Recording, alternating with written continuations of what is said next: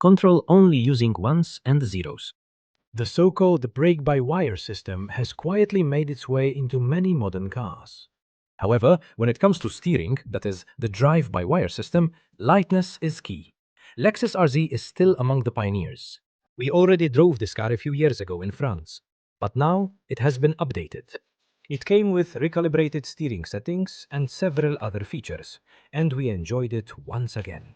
We are Automotive. Hello, welcome aboard a car we've all really sat in together, but that was about 2.5 years ago, I think, and it was a version before certain modifications, and most importantly, it wasn't available on our market at that time. Lexus RZ 550e. An all-wheel drive with two motors. An all-wheel drive that has 408 horsepower, 2.2 tons of course as well. A 77 kWh battery, because Lexus listens to its customers and there was a demand for a car that can go much farther.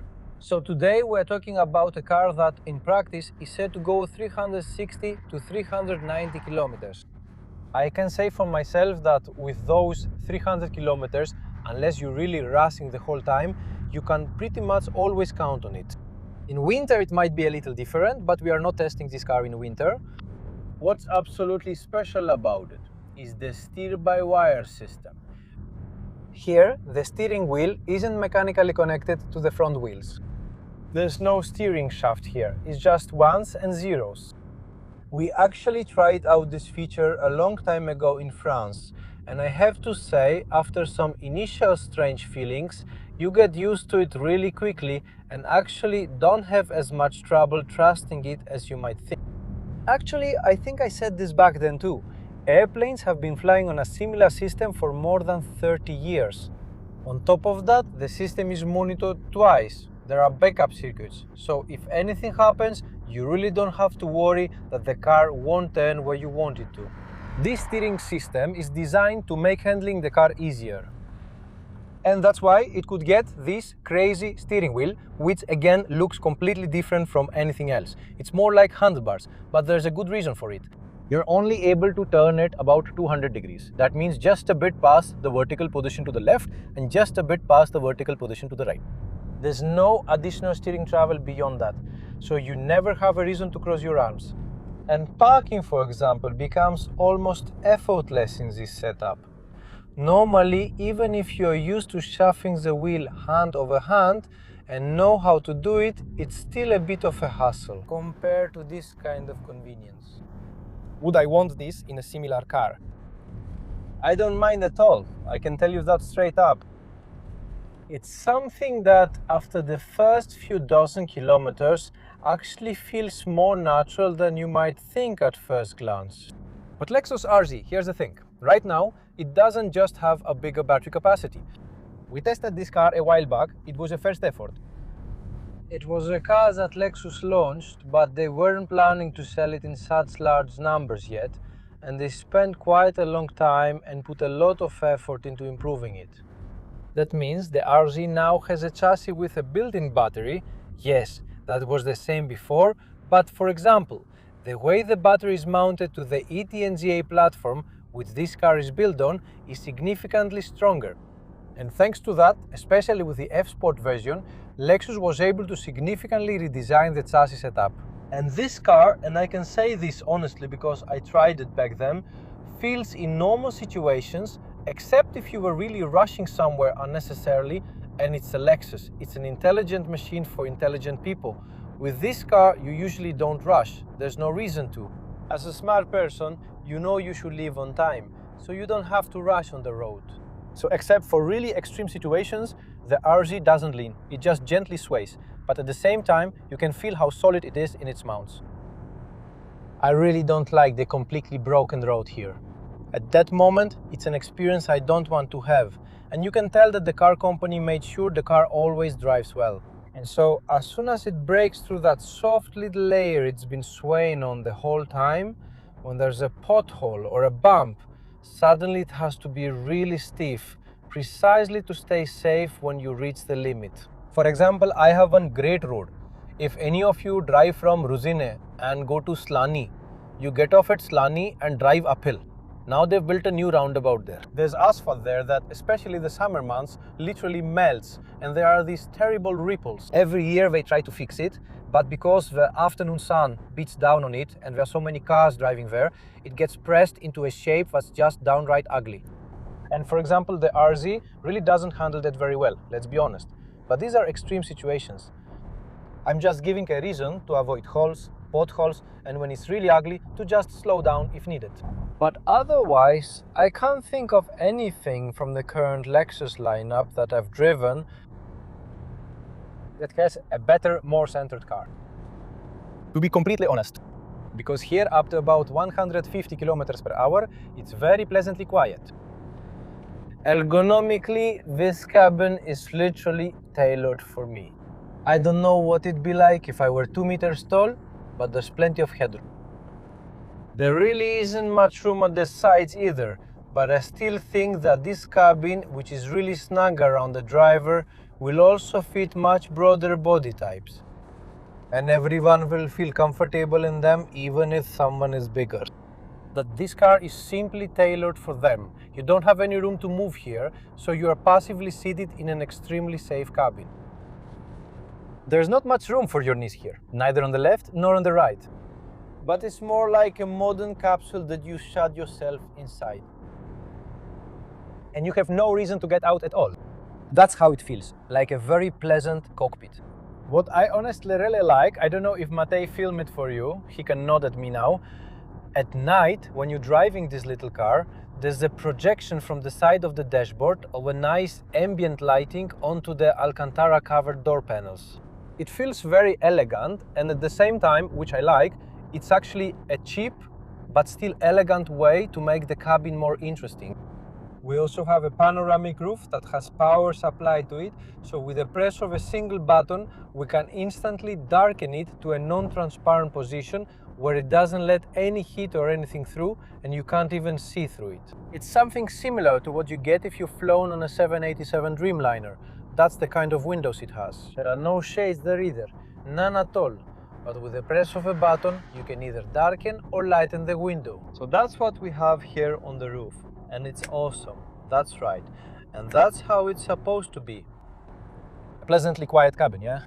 As for the size of this car, it's just right for 4 adults, I think. Think of it as about the size of an Audi Q5 or a BMW X3, roughly like that. Maybe just a bit smaller, but it has a 520-liter trunk, which is totally fine for me. And it has a completely different kind of dashboard. Honestly, the only thing missing here are digital clocks when I see these old-fashioned buttons on the left. It really carries that Japanese classic style with lots of modern, extremely smart solutions. Plus, this here is not even a display, it's basically a TV with integrated buttons. Rotary controls, for the air conditioning, and of course it's an extremely smart car that constantly monitors where I'm looking, so I can't even glance at the climate controls without it immediately yelling at me because driver inattention was detected, my friends. Yeah, that's the new era, but that's not Lexus's fault. We caused this ourselves, likely because we didn't speak up enough about not wanting things like this in cars. If we were talking about some imperfections, well, it happens to me because here on the door there's a combination of hard plastic and right below it this leatherette with nice blue stitching because we have the F-Sport version, and when I lean on it, the joint between the leatherette and the hard plastic makes a bit of a creaking sound. Even the center tunnel sometimes makes a noise. Overall, I'd rate it 8.5 out of 10 if we wanted to put a number on it. I've already sat in better built Lexuses inside, let's be honest, but of course it's still a very pleasant cabin. The price of the RZ is about 2 million crowns. In special offers it's a bit under, but the regular list price is a bit over. Whether you would pay a similar amount for a car like this or not,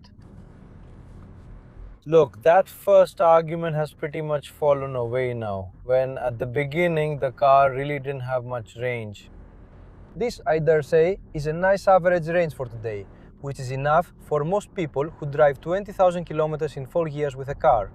Because just yesterday I was at a wedding and we were talking. we hate electric cars, it's terrible, so now we bought a new Karoq, blah blah blah.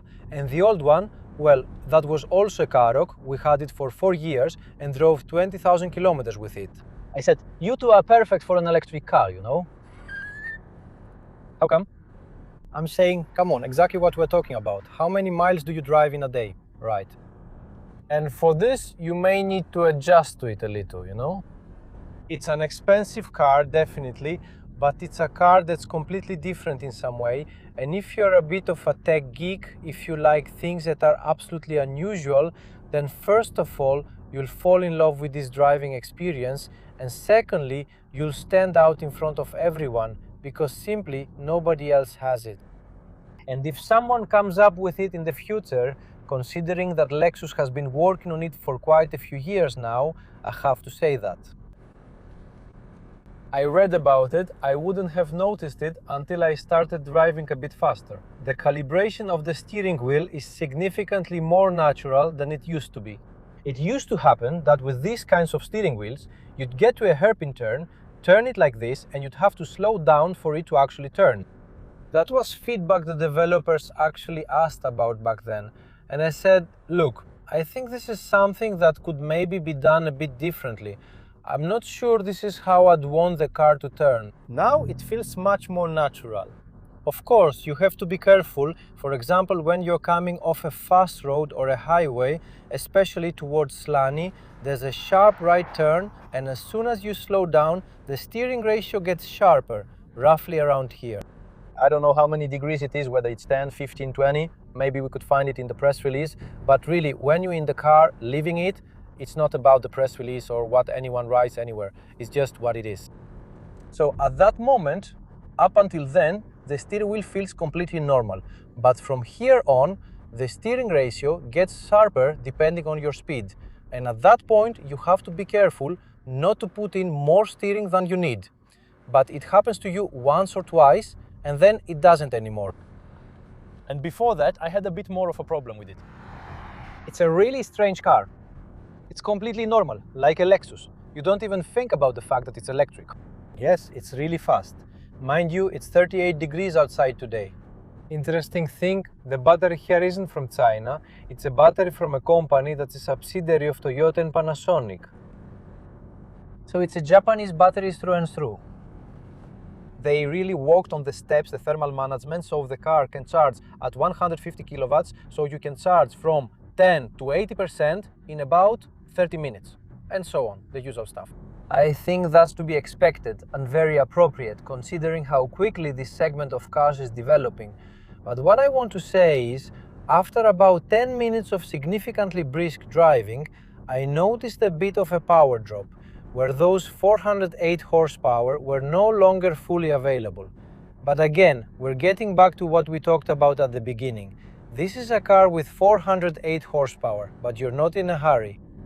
They're there in reserve, just in case you really need it, boom, they kick in and you hit 100 in 4 seconds. It's like, hey, let's do a run out of the village up a big hill into the Ore Mountains. Once the houses disappear, we'll go from 50 to 90 sign, 3, 2, 1. And that's it, 90. It's a very intense burst of acceleration. And it's not a sports car. Even though we have the more attractive F-Sport package, it's primarily a car, I don't know, probably for the city, I'd say mostly. Thanks to the steering, it really drives beautifully and you barely have to do anything at all. To illustrate this, I'll slow down here and in the parking lot we'll go left and right because I want to show you. Basically, we'll simulate perpendicular parking, okay? Let's say we need to back up this way. In a regular car, sure, you stop, pull forward, reverse, beep beep or shift, no problem, you back up. Here, what do? Here we arrive, turn on the blinker, and I want to back up to that fence. That means I turn the wheel down, do it like this, and that's it for you. And that's all. And Matej is filming the Twingo here for you, which we are also making a video about for you. Then I put it in drive and I go forward again. That's absolutely everything. Yeah, now I want to parallel park. That's all. There you go. To jest všechno. Forward, done. Technically, I should keep my hands here, but old habits die hard. You saw that grip. That's the Lexus steer-by-wire system. It's something that really changes the game and something that really makes life easier. And I'm really glad that I'm not introducing you to the same product we've already driven, but that they've worked on this car and you can really tell. The chassis is different. Most of the time, the ride feels beautifully relaxed, pleasant and composed. It doesn't like potholes, but it's much more like a Lexus and much less like an electric car than it used to be. And that's thanks to the battery being mounted more firmly into the floor. It just drives silky smooth, you know? Like velvet. That's what I'm talking about. Friends, that was a Lexus RZ 550e. A hot new update that, as I've already said, I think will go over well. That's natural. That's just how you steer it. It's natural. I'm at 70 now, going through a little S-bend. It'll please those who like progress. That's how it is. And they're not afraid of it. I'm sure you enjoyed this video. I apologize that we didn't drive the car the way you're used to. But even though we talked with the brand representatives and they might have wanted to see the RZ driven somewhere more like on automotive style,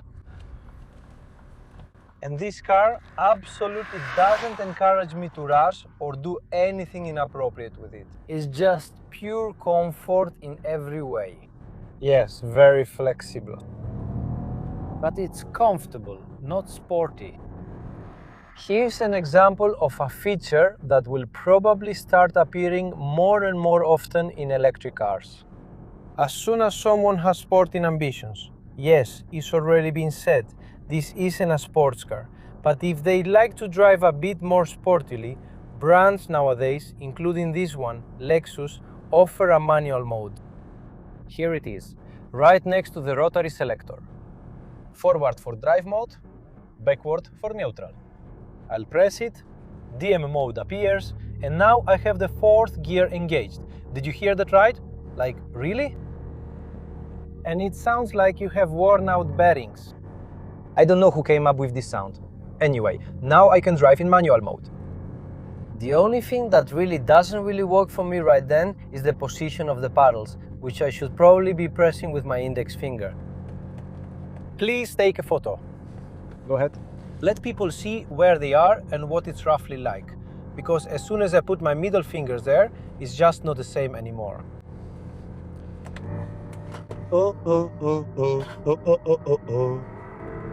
The end. Second gear limiter. Like.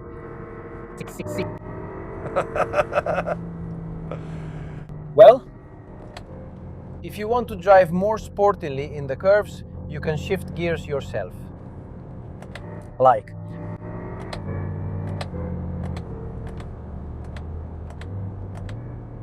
But I'd need the paddles to be bigger and lower down. That's it. We're turning it off. At least it's funny, right? Just for fun.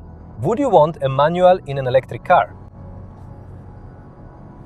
A question for you in the comments. Thanks for your answers. I would really appreciate it if you support us here, and I'll see you in the next video. So old school.